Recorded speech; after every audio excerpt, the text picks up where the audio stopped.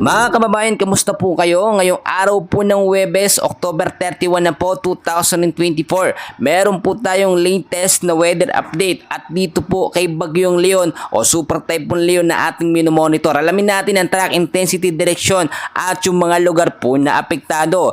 Pero bago ho natin yan ipagpatuloy, huwag niyo po munang kakalimutan na i-like at i-subscribe ang ating YouTube channel at pahitali po ng notification bell para lagi ko po kayong nanonotify sa lagay po ng ating panahon. Mga kaibigan, isa pa rin ganap na Super Typhoon category. Ito nga pong si Super Typhoon Leon mga kaibigan. Kagabi po, ang kanyang lokasyon mga kaibigan ay 215 kilometers east of southeast of Bascor, Batanes pa rin siya. And as of now, ang lakas ng kanyang hangin ay 185 kilometers per hour. Malapit sa sentro na may bugsong pumapalo sa 230 kilometers per hour. Northwestward ang kilos sa bilis po na 20 kilometers per hour. Pero mga kaibigan, mabilis yan, nag-i-intensifies, or nakikita naman natin, mabilis siyang kumikilos dito po sa may bandang Hilagang Luzon.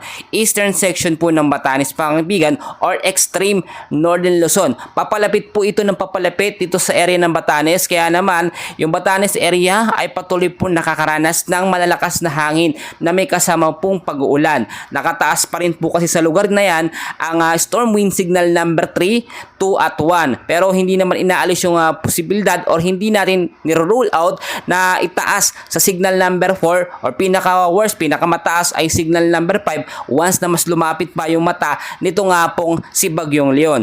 So ngayong araw mga kaibigan, inaasahan ngayong alas 5 po ng umaga, eto pong si Bagyong Leon ay lalapit po ng 100 kilometers dito po sa may bandang northeast of Bayat, Batanes. Ganun pa rin ang kanyang lakas, 185 kilometers per hour. Pa northwest ang kilos sa bilis po na 20 kilometers per hour. Inaasahan din mga kaibigan, ngayong hapon po ng alas 5 mga kaibigan or within the next 12 hours ay tatahakin naman niya eto pong area ng northwest of Bayat, Batanes or in the vicinity na po siya mga kaibigan ng Chiaki Country or malapit po dito sa Taiwan. O unti-unti na po siya lumalabas ng Philippine Area of Responsibility, pero inaasahan natin na magbibigay siya, magdudulot siya ng malalakas na hangin bago lumabas ng ating Area of Responsibility. And as of now, habang papalabas po ito ng Philippine Area of Responsibility, mas humihina ito. Magiging isa na lamang po siya na typhoon category na may lakas ng hangin na 150 kilometers per hour pagdating po yan mga kaibigan ngayong hapon po ng alas 5. So inaasahan natin mga kaibigan within the next 36 hours sa ganap naman po na alas 5 ng umaga November 1, ito po ay nasa labas na ng Philippine Area of Responsibility.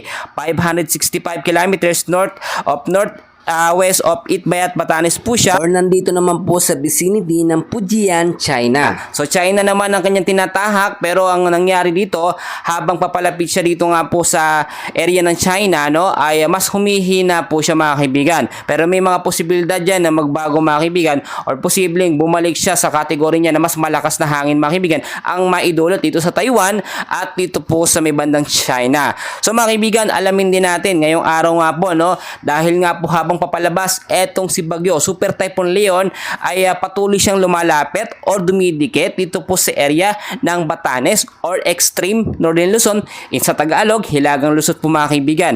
Nakataas pa rin po kasi as of now mga kaibigan ang strong wind signal number 3 sa ilang bahagi pa rin po mga kaibigan ng Luzon. Kasama po dyan ang eastern portion po ng Babuyan Island, kasama po ang northeastern portion po ng mainland Cagayan. Nakataas pa rin ang storm wind signal number 3 dyan na meron pong lakas ng hangin mga kaibigan na pumapalo sa 89 to 117 kilometers per hour. So inaasahan naman within the next 12 to 24 hours yung mga lugar po na apektado ng signal number 3 ay posibleng maibaba po sa signal number 2 or signal number 1 dahil nga po papalayo na etong si Super Typhoon Leon at masihina yung hangin niya habang lumalayo. So pagdating naman po mga kaibigan ng mga susunod na mga oras, antabayan na natin yan. Nakataas pa rin po ang strong wind signal number 2 naman sa ilang bahagi pa rin po ng Luzon. Ito naman yung sinasabi natin sa may bandang extreme northern Luzon mga kaibigan. The rest po ng Babuyan Island kasama ang mainland Cagayan, northern portion po ng Isabela, apektado po. Kasama din dyan no, ang ilang bahagi po mga kaibigan ng Kalinga, ang eastern portion po ng Mountain Province, apektado, at ang ilang bahagi po ng Ilocos Norte. Samantalang meron pa rin po tayong nakataas na strong wind signal number 1 naman mga kaibigan. Ito po no, ipapakita ko sa inyo yung signal number 1 natin. Dito po yun mga kaibigan sa ilang bahagi po ng Isabela, Quirino, Nueva Vizcaya, the rest po ng Mountain Province, Ifugao, Benguet, the rest po ng Abra, Ilocos Sur, La Union, Pangasinan, Nueva Ecija, Aurora, northeastern portion po ng Tarlac. So pag sinabi po nating signal number 1, hindi naman yan actually yung sobrang malakas. Medyo mahangin lamang yan dahil nga po nagre-range lamang yung lakas ng hangin sa 39 to 62 kilometers per hour. So parang normal lamang yan na malakas na ihip ng hangin. Pero asahan nyo, nakataas man ng strong wind signal number 1 sa ilang bahagi ng extreme northern Luzon, malimit naman no, or madalang po yung mga pag-uulan. Mas lamang po kasi yung malalakas na hangin dito nga po kay Super Typhoon Leon mga kaibigan.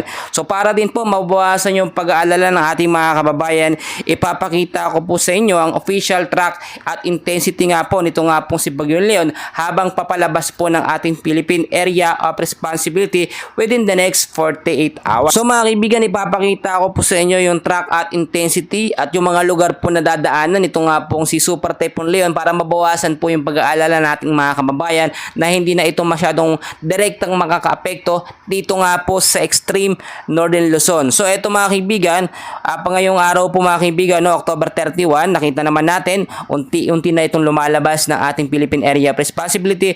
October 31, hapon ng alas 5, November 1, at sa mga susunod na mga araw, ito ay nakalabas na ng ating Philippine Area of Responsibility. So ang sinasabi natin, habang papalabas, ito nga pong si Bagyong Leon, maging handa pa rin no, ang ilang bahagi nga po na extreme northern Luzon dahil sa trap or extension po ng hangin nito nga pong si Super Typhoon Leon. At inaasahan din natin mga kaibigan no, within the next 12 to 24 hours ay posible din magdulot pa ng malawakang pag-uulan ang ilang bahagi po mga kaibigan ng Batanes area, mainland of Cagayan. Ang Metro Manila, asahan naman natin na medyo maaliwalas na panahon. Pero pagdating po ng hapon at sa gabi, may chance naman ng maulap na kalangitan. May mga pag-uulan din na posibleng asahan dahil po yan sa mga localized thunderstorm. Alam natin mga kaibigan, malaking impact no, or malaking bagay yung paglabas nga po ng Bagyong Leon no, dito sa ating Philippine Area of Responsibility. Marami kasing nagtataka, nakataas nga daw po ang Super Typhoon category pero hindi naman umuulan sa mga lugar. So hindi naman mali yung track at intensity mga kaibigan nitong si Bagyong Leon. Sadyang nasa Philippines lamang siya no, or nandito po siya sa karagatan at hindi naman po siya direct lang pumasok po sa ating Philippine land. Mas marami po kasi naguguluhan sa atin mga kaibigan. Ang tataas daw po ng itinataas na update no, Super Typhoon, nakakatakot no. Kaya yung mga nakakakita ng mga update, pagbungad pa lamang no, pag sinabing Super Typhoon, alam naman natin sobrang mapinsala. At yung pangalan po ni Bagyong Leon, posible na po yung alisin mga kaibigan at palitan ng ibang pangalan kasi nga pag sinabi nating Leon mga kaibigan, sobrang mapanganib, mabagsik po sa bagyo pa siya nakapangalan. So wag tayong mag-alala at patuloy rin tayong manalangin na hindi nga po lumihis or hindi bumalik yung direksyon. Ito nga po si Bagyong Leon, kagaya na lamang po kay Bagyong Christine na nag-U-turn. So si Bagyong Christine naman nag-U-turn yan pero nalusaw naman po mga kaibigan. So mga kaibigan, ngayong araw po no, ng Huwebes, yan lamang po muna ang update sa lagay ng ating panahon. So magpasalamat tayo sa Diyos dahil safe ang ating mga kababayan doon na apektuhan ng ilang bahagi ng Batanes, extreme northern Luzon, pero kaya po natin yan. Hindi po pababayaan ng Diyos na manatili na lagi na lamang tayong binabagyo. Napansin nyo naman mga kaibigan no, eto naging direksyon ni Super Typhoon Leon ay hindi naman talaga direktang dumaan sa ating Philippine landmass no. Gumilid lamang siya, which is nakita natin protection niya ng Diyos na hindi iadya na pumasok or maglandfall sa ating Philippine landmass. Eto nga pong si Bagyong Leon. So yun lamang update natin, and please huwag niyo pong kakalimutan na i-like at i-subscribe ang ating YouTube channel para patuloy ko kayong ma-update no, at makapagbigay ako sa inyo ng kaalaman patungkol sa mga bagyo na ating monitor, especially eto nga pong si Bagyong Leon. Maraming salamat, magandang araw sa inyong lahat.